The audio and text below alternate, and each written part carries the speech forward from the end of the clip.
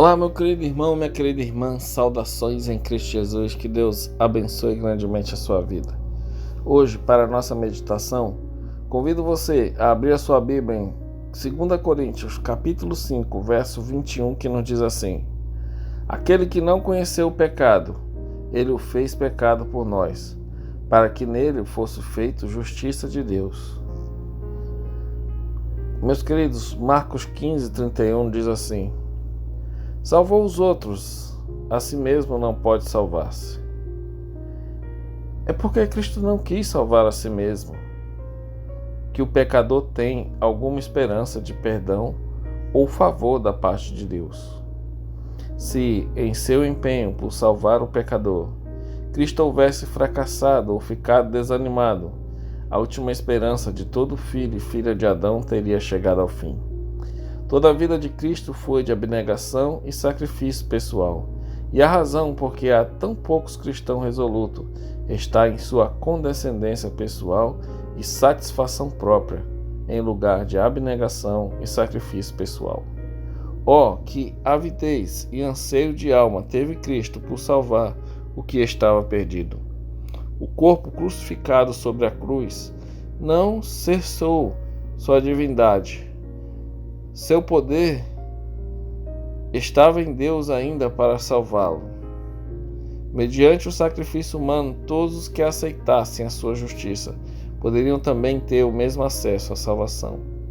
Morrendo sobre a cruz, ele transferiu a culpa do transgressor para o substituto, por meio da fé nele como seu redentor pessoal. Os pecados de um mundo culpado que, em figura, são descritos como sendo vermelhos como carmesim, foram atribuídos ao penhor divino. A divindade estava realizando seu trabalho enquanto a humanidade sofria por conta do ódio da vingança de um povo que detestava a Deus, porque Cristo se declarava ser o Filho de Deus.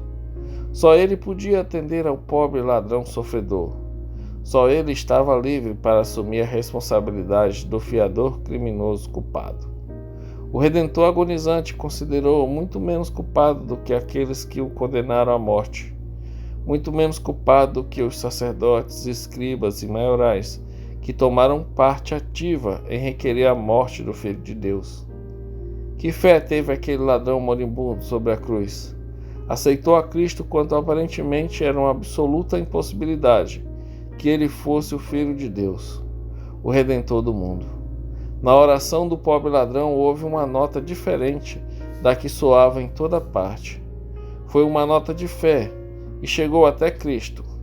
A fé nele, por parte do moribundo, foi como a mais suave música aos ouvidos de Cristo. A alegre nota de redenção e salvação foi ouvida entre as agonias de sua morte. Deus foi glorificado em seu Filho por intermédio dele. Meus queridos, Jesus ele veio sofrer a morte que eu e você merecíamos para dar a vida para cada um de nós que só ele merece. Se você tem um desejo, você tem a vontade de entender e compreender esse sacrifício que foi feito, como que Jesus pôde deixar o céu e te salvar, eu gostaria de orar por você, para que o Espírito de Deus possa ser derramado na tua vida e tu possa compreender quão grande e maravilhoso é o amor de Deus. Pai querido, muito obrigado porque o Senhor nos deu Jesus. Muito obrigado, Senhor, porque o sacrifício dele é muito mais do que suficiente para a nossa salvação. Que possamos compreender que, apesar de ele ter sido o nosso substituto, apesar de ter tomado a morte que era minha, Senhor, a morte que era da pessoa que estava assistindo esse vídeo, ele resolveu dar a vida ao Pai que era dele. Que possamos aceitar e viver de acordo, Senhor, com a vida de Jesus. Nos ajude. É o que eu te peço em nome de Jesus. Amém. Que Deus te abençoe e te guarde.